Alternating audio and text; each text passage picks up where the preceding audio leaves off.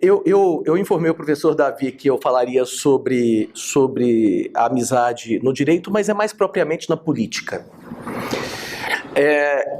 Eu vou começar falando um pouco de uma peça, uma tragédia grega de Sófocles, chamada Filoctetes, que é uma peça na qual aparece o tema da amizade, para depois mostrar como que esse conceito de amizade que aparece em Sófocles vai ser reestruturado por Aristóteles, para entrar num tema que é um velho tema para mim e para o Catone, né, graças ao Menelik, que é Carl Schmitt e a diferença entre amigo e inimigo, é um tema muito, muito querido ao nosso orientador, para discutir finalmente dois pontos, que é o problema da violência, a partir da psicanálise, e finalmente tentar encontrar uma resposta para isso em dois renascentistas. Ainda que a origem da tragédia grega esteja intimamente ligada ao desenvolvimento da religião pública entre os helenos, e portanto ao culto aos deuses, a sua perenidade, que fez com que chegasse até nós com interesse semelhante ao que os gregos lhe dedicavam, deve-se ao fato de que, muito cedo, ela assumiu uma função de crítica da política e das relações entre a esfera pública e a esfera privada, sendo, portanto, uma reflexão sobre os homens reais e não sobre os heróis que ela representava. Eu quero partir aqui do exemplo de Filoctetes, de Sófocles, uma peça menos conhecida do autor de Édipo Rei, mas não menos importante. A peça se insere no chamado ciclo troiano da mitologia grega. Filoctetes havia herdado o arco e as flechas de Hércules, após a morte do herói, e foi convocado por Agamemnon a juntar-se à expedição contra Troia. Na viagem para Troia, Filoctetes aportou na ilha de Tênedos e teve seu pé ferido por uma víbora que guardava o local que escondia as cinzas de Hércules, que Filoctetes jurara nunca revelar, e onde os argivos desejavam realizar um sacrifício para que os deuses lhes fossem propícios. A ferida supurou e tornou-se mal cheirosa. O cheiro tornou-se insuportável aos guerreiros de Ulisses, que abandonou sorrateiramente Filoctetes na ilha de Lemnos. 10 anos se passaram na guerra, e os argivos aprisionaram o vidente Heleno, filho do rei troiano Príamo, que revelou que apenas as armas de Hércules poderiam pôr fim à guerra, pois somente elas matariam Paris. Ulisses voltou então a Lemnos para resgatar Filoctetes, acompanhado de Neoptólemo, filho de Aquiles. É nesse ponto que se inicia a peça. Ulisses e Neoptólemo chegam a Lemnos para resgatar Filoctetes, amargurado pela traição de que fora vítima. Ulisses leva consigo Neoptólemo, porque sabe que nunca conseguiria convencer Filoctetes a lhe entregar as armas, já que havia violado os deveres de lealdade e de solidariedade inerentes à amizade. A razão que leva Neoptólemo a participar da expedição é importante. Neoptólemo serve aos argivos, aos gregos, e quando se serve a alguém, a obediência é em si mesma uma causa para a ação. Ao chegarem à ilha, Neoptólemo e seus homens procuram por Filoctetes, que se enche de esperança. Finalmente, ele seria resgatado da ilha de Lemnos. Sua felicidade ainda maior quando descobre que Neoptólemo é filho de Aquiles, seu amigo. Neoptólemo nunca conheceu seu próprio pai, mas seu sangue, que corre em suas veias, é suficiente para gerar uma certa cumplicidade entre os dois. Mas se o sangue é o princípio da filia, da amizade entre os dois personagens, essa só se desenvolve no longo diálogo que Neoptólemo e Filoctetes travam. À medida que conversam, vão tornando-se amigos. Neoptólemo promete-lhe falsamente que iria resgatá-lo e levá-lo de volta a Tessália. E lhe pede para ver as lendárias armas de Héracles. Quando toma as armas, Filoctetes tem uma crise dolorosa causada por sua ferida. E logo depois adormece. E Neoptólemo aproveita-se da oportunidade para furtar-lhe as armas. Mas algo havia mudado no íntimo de Neoptólemo, que se arrepende antes de fugir com elas. Quando Filoctetes desperta, Neoptólemo revela-lhe o que desejava fazer, e como se envergonha agora de sua antiga disposição. Mas Filoctetes está desolado. Uma nova traição, vinda de seu mais novo e único amigo. Nesse momento aparece Ulisses, que começa a discutir com Neoptólemo sobre o que ele deve fazer. Ele deve permanecer fiel a seu dever como guerreiro do lado argivo ou ser leal a Filoctetes. Neoptólemo toma o lado de Filoctetes e diz a Ulisses que ele havia tomado as armas de Filoctetes contra a honra e a justiça, devolvendo-as ao seu dono. Filoctetes tenta disparar uma das flechas envenenadas contra Ulisses, mas Neoptólemo o impede, agarrando sua mão. Quando Filoctetes lhe pede para largá-lo, Neoptólemo responde, e eu cito a peça: não, que isso não seria honroso nem para mim, nem para ti. Neoptólemo revela então que o vidente Heleno também profetizou que Filoctetes encontraria cura apenas se fosse de livre vontade para Troia. Filoctetes, no entanto, diz que não deseja auxiliar os gregos e que prefere sofrer com seus males na Tessália, perguntando-lhe se Neoptólemo está disposto a manter a sua palavra inicial e levá-lo de volta à sua terra natal. Neoptólemo consente, ainda que isso implique traição em relação à missão que lhe fora designada pelos argivos. Héracles, então, aparece em uma cena Deus ex machina para convencer Filoctetes a partir para Troia para cumprir seu destino de matar Paris e de ser curado. E Filoctetes, então, aceita o seu destino, terminando a tragédia. Filoctetes é, antes de tudo, uma peça sobre a filia, que pode ser traduzida por amizade, um tipo de amor que nos une às pessoas a que queremos bem. É um sentimento que se desenvolve apenas entre pessoas iguais, diferentemente de outros tipos de amor, como eros, storge, ágape. Pessoas que compartilham o desejo de convivência e de afeto ligado a essa convivência.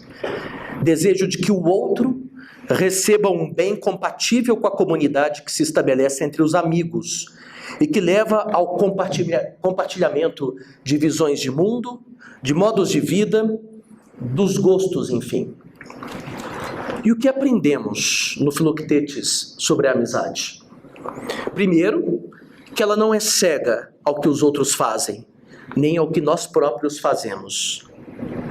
Por um lado, a tentativa bem-sucedida de Neoptólemo em impedir que Filoctetes mate Ulisses é um exemplo de que a verdadeira amizade não significa uma complacência com qualquer comportamento do amigo, mas, ao contrário, um compartilhamento apenas daquilo que constitui a vida boa, que vale a pena ser vivida, da qual o amigo não possa se arrepender.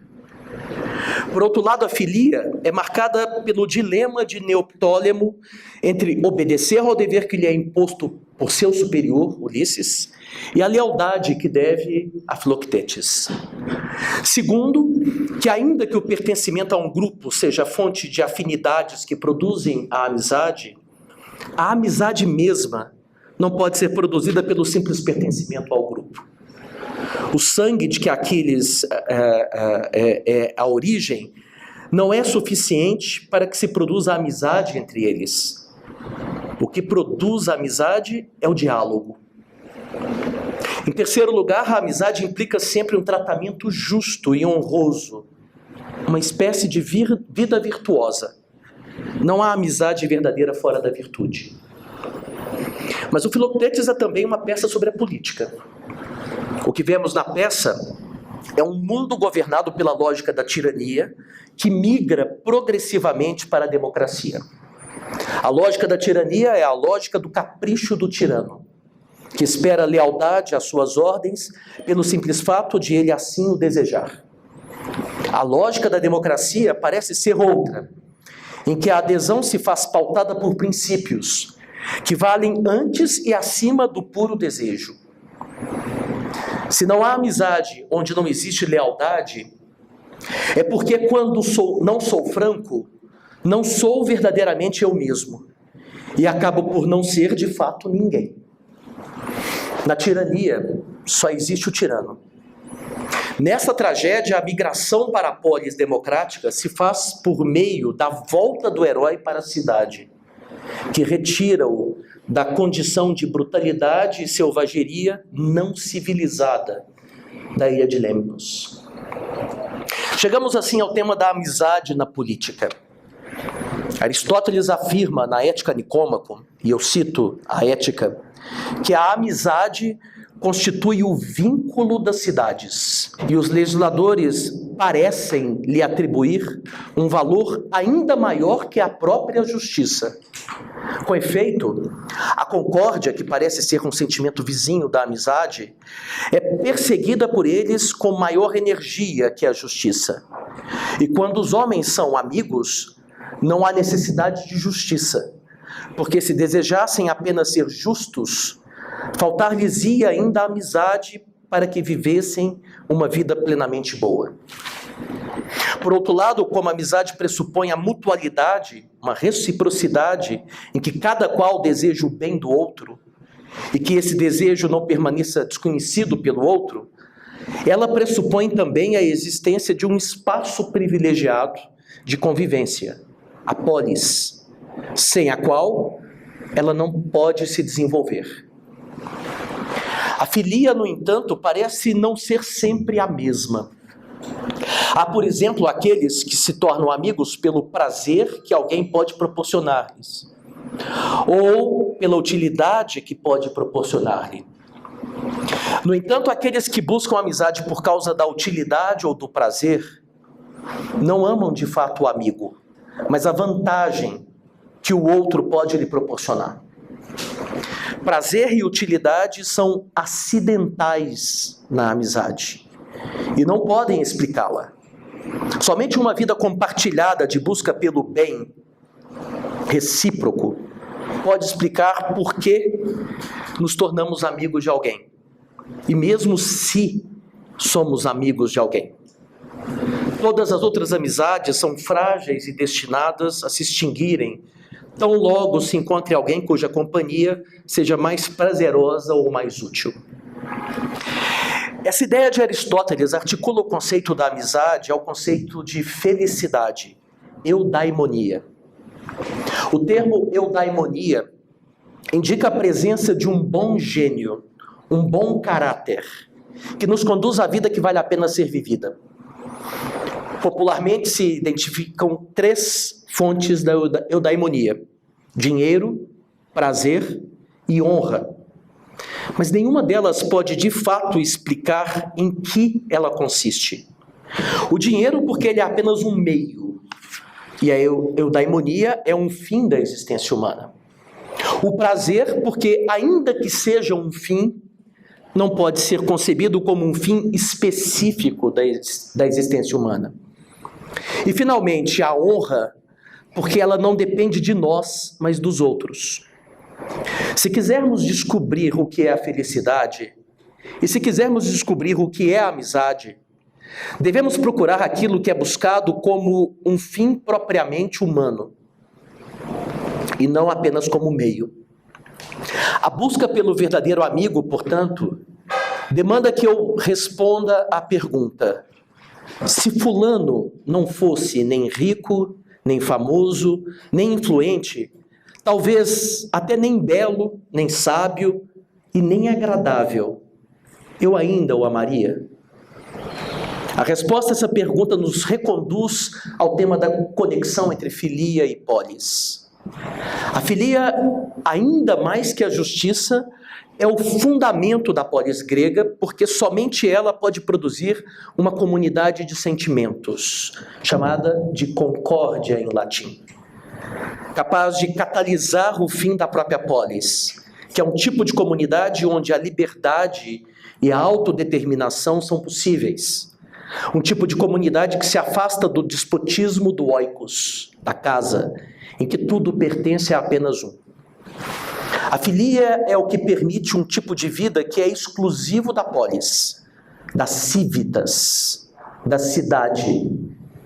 A vida civilizada, que é a vida do encontro com o outro, que é ao mesmo tempo um igual e um diferente.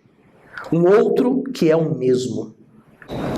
Essa concórdia, filia que funda a polis, tipo de amizade política, só pode existir entre pessoas de bem, ou seja, entre pessoas justas, pois não pode haver amizade nem justiça onde não existe acordo sobre os fins da vida em sociedade. Igualdade e justiça são coextensivas. Não pode haver amizade onde só há interesse e prazer, assim como não pode haver amizade onde não haja liberdade e igualdade. Isso poderia levar-nos a pensar em Carl Schmitt, para quem a distinção entre amigo e inimigo era de natureza constitutiva para a política. Schmitt diz, e eu cito o conceito do político, suponhamos que no âmbito da moral, as extremas diferenciações sejam bom e mal. No estético, belo e feio. No econômico, útil e prejudicial. A diferenciação especificamente política, a qual podem ser relacionadas as ações e os motivos políticos, é a diferenciação entre amigo e inimigo. Na medida em que não é derivável de outros critérios, ela corresponde para o político aos critérios relativamente autônomos dessas outras antíteses. Em outros termos, amigo e inimigo são os conceitos mais fundamentais, segundo Schmitt, que se conhecem de maneira intuitiva, que explicam como os homens se associam e, portanto, explicam o próprio conceito do político. No entanto, a consequência dessa ideia representa o ponto de maior distância entre Schmitt e Aristóteles.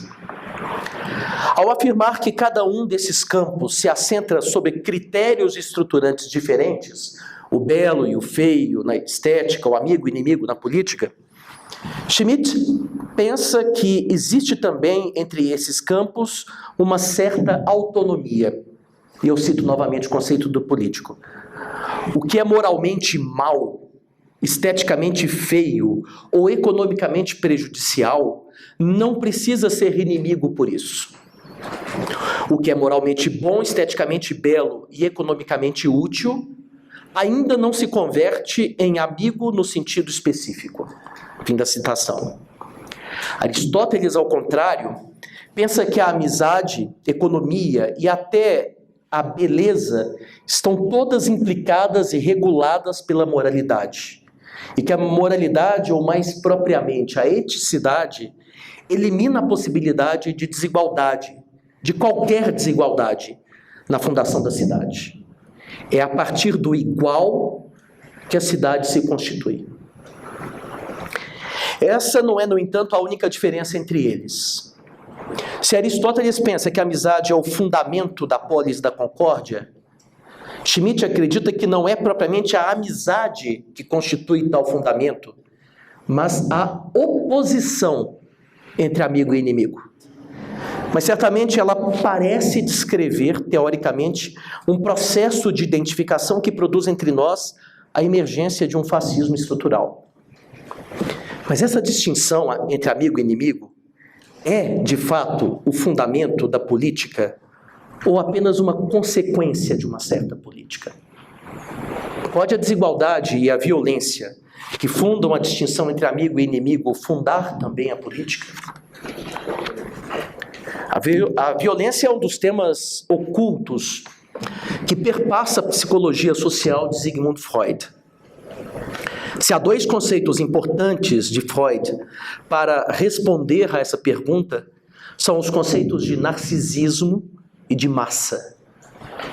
Originalmente, o narcisismo caracteriza uma fase do desenvolvimento psíquico das crianças em que o ser biológico busca em seu próprio corpo a satisfação de seus desejos e a fonte do seu prazer. Esse comportamento, normalmente superado pela consolidação, pela constituição do ego, pode retornar em casos em que o objeto de amor não responde aos seus investimentos, de modo que o ego esperava que ocorresse. Freud chama essa forma de narcisismo de secundário, que se manifesta muitas vezes como uma megalomania. E eu cito Freud: uma superestimação do poder de seus desejos e atos psíquicos, a onipotência dos pensamentos, uma crença na força mágica das palavras. Esse ego narcísico tenta evitar a mudança, porque a mudança é fonte de desprazer. E o fator de mudança é o diferente, não o desigual. Algo que precisa agora ser combatido e, se possível, eliminado. Esse mecanismo do narcisismo pode ser potencializado quando o indivíduo encontra o respaldo de uma massa. Uma massa, e eu cito Freud novamente, é uma quantidade de indivíduos que puseram um único objeto no lugar do seu superego e, em consequência, identificaram-se uns com os outros em seu eu. Por causa de seu vínculo afetivo e da inibição da inteligência de seus membros, a massa produz no indivíduo uma impressão de poder ilimitado e de perigo indomável. Por um momento, ela se colocou no lugar de toda a sociedade humana. É claramente perigoso estar em oposição à massa. O fator que unifica a massa também pode ser de natureza negativa. Freud, no entanto, recusa-se a utilizar a oposição entre amigo e inimigo para explicar esse processo.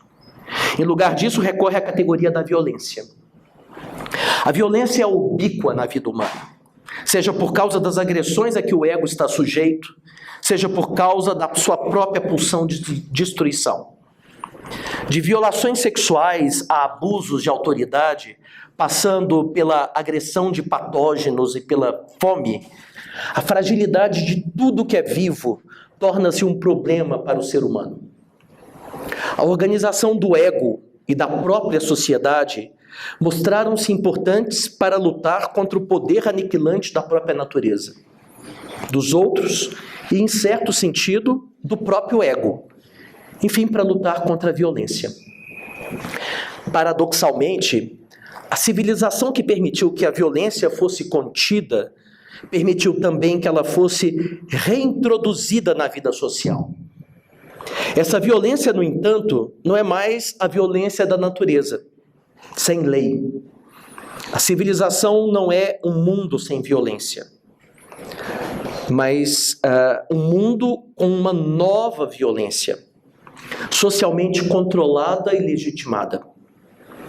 Temos agora uma violência duplamente submetida à lei, seja porque o modo como ela se insinua passa pela regulação do normal, seja porque ela não é mais o acaso da natureza, a ausência da lei, mas a violação da lei. Se na natureza não há critério que defina previamente quem deve morrer ou ter a sua liberdade restringida, na sociedade a lei estabelece as hipóteses em que isso deve ocorrer, regulando sua própria aplicação e inclusive os meios pelos quais a violência reentra no social. Se na natureza a violência se identifica com a força bruta, entendida como o poder de um organismo de destruir outro, na sociedade a violência é a violação da lei, a quebra do contrato, a subversão dos pressupostos sobre os quais a vida social é regulada. E a ruptura da lei é a ruptura da natureza civilizadora da política.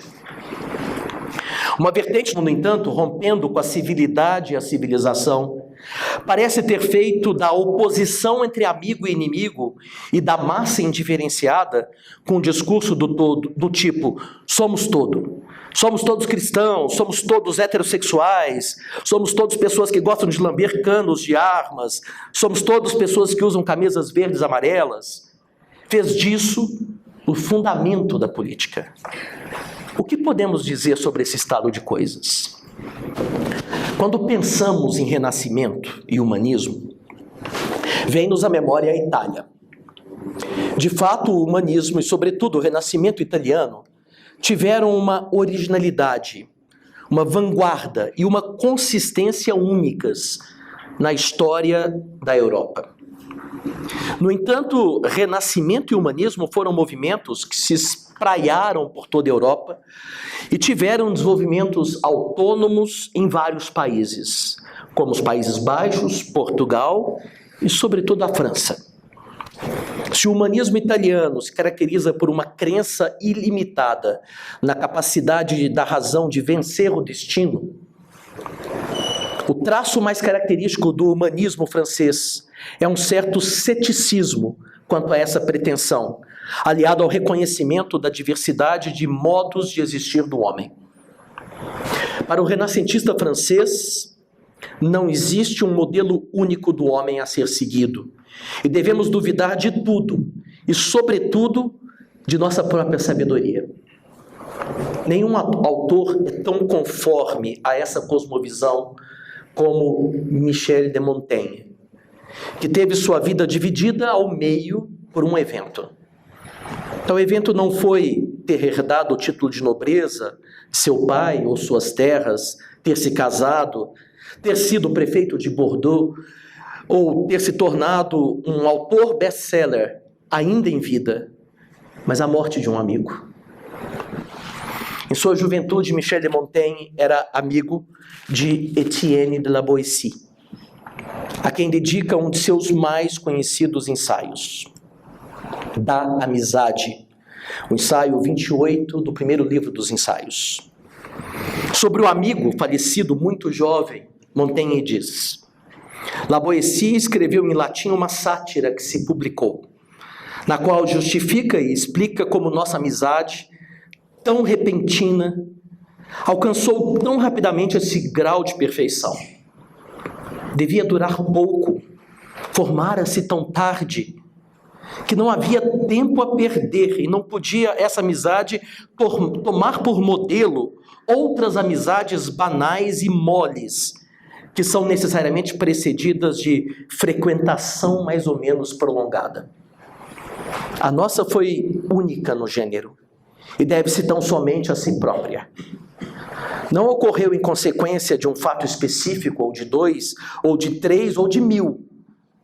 A ela fomos levados por não sei que atração total, a qual, assenhoreando de nossas vontades, as impeliu a um impulso simultâneo e irresistível de se perderem uma na outra, de se fundirem em uma só. Quando tinha por volta de 18 anos, La Boétie publicou seu célebre Discurso da Servidão Voluntária.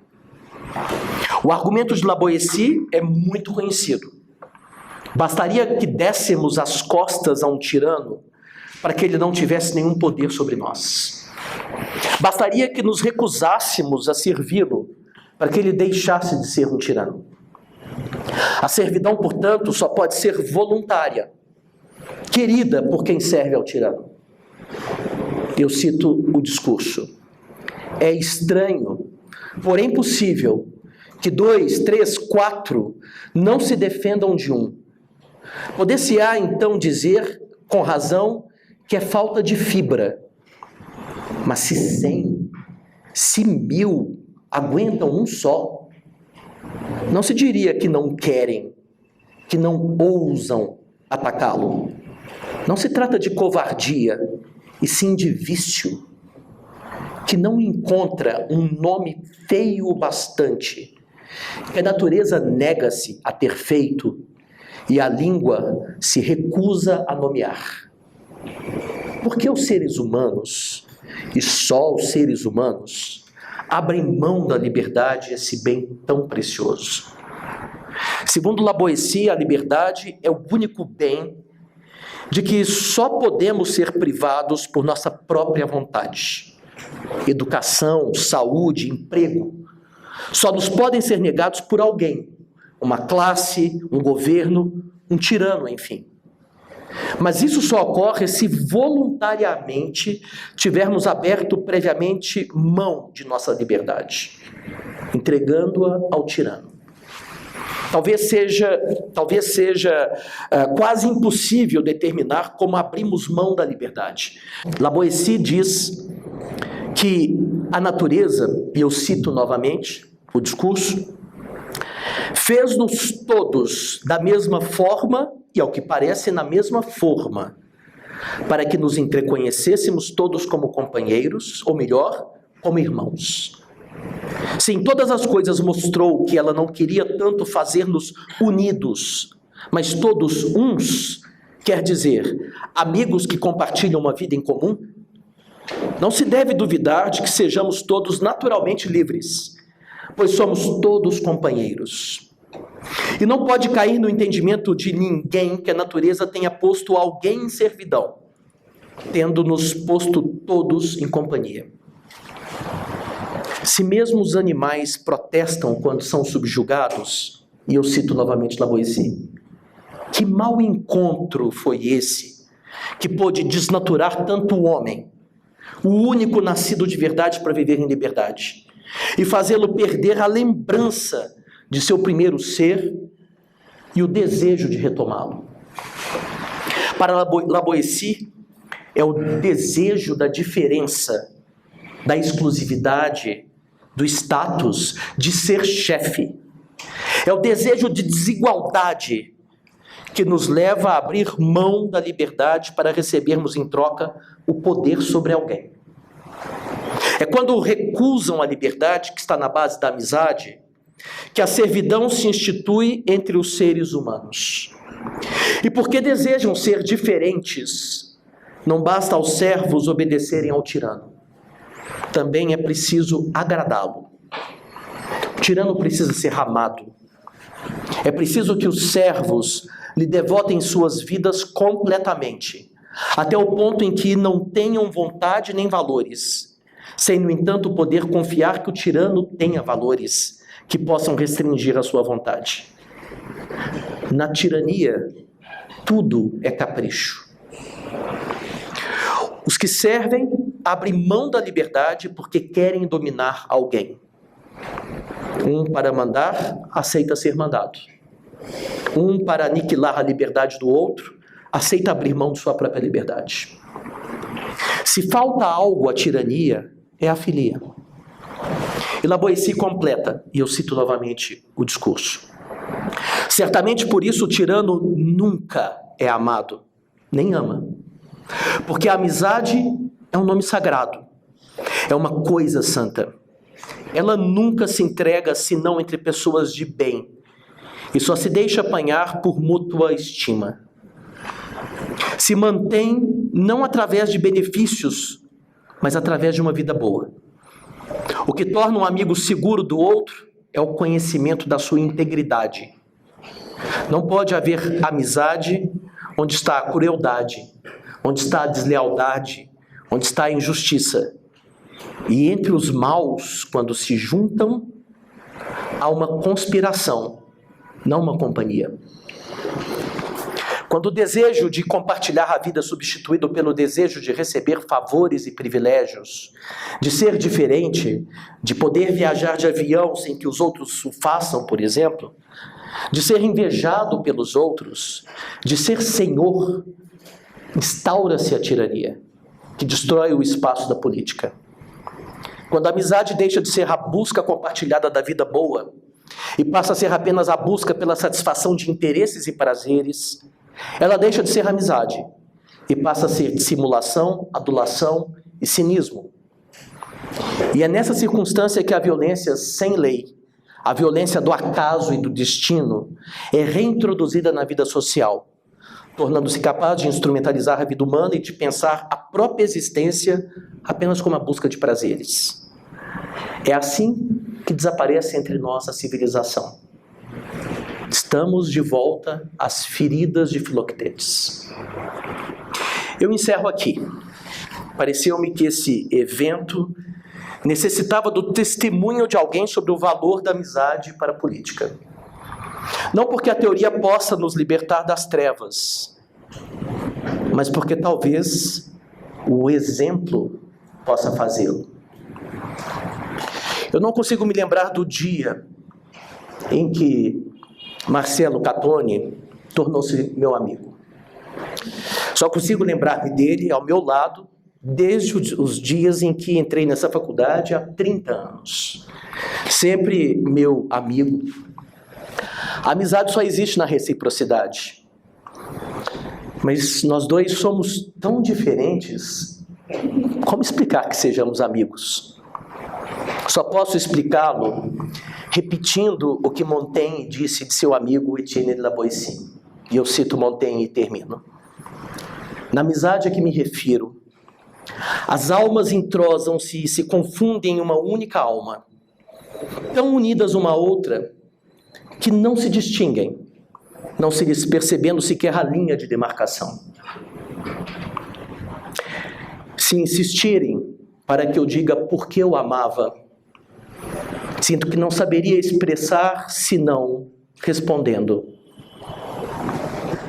porque era ele, porque era eu.